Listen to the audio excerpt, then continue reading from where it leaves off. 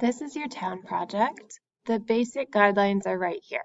So you're going to draw a picture of a town, include 8 places in the town, and label them in Spanish. And then here there's the writing part. So you're going to describe 3 places you drew and include this information.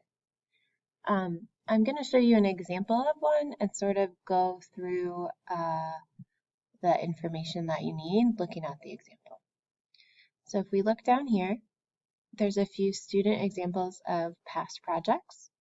So here's one. You can see that they drew the different places in the town. They labeled them in Spanish. Here's another one. So they have streets in there. They've got the different places. And then this one is the one that I'm going to just describe. So you're going to pick 3 of your places.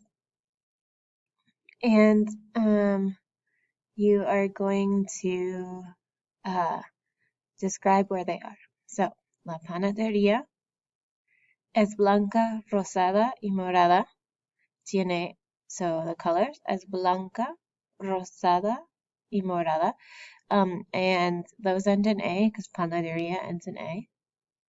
Tiene 2 pisos, it has 2 floors. El edificio, the building, es pequeño y moderno. La panadería, and so here I have 2 descriptions of where it is. Está al lado de la farmacia y está lejos de la escuela. It's far from the school. So you're going to pick 3 of your places that you drew and do that description, like this example for them. Up here you can see the rubric. Let me zoom in.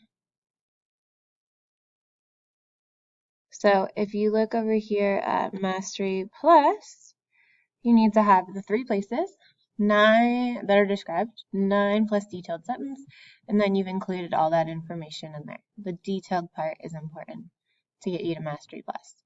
Your accents and spelling are correct. Adjectives and nouns have masculine and feminine agreement. So that's like la panadería es rosada. Panadería ends in A, so rosada has to end in A. And then your map is neat. It includes 8 or more places, and it's submitted on time. Okay. All right, let me know if you have any questions.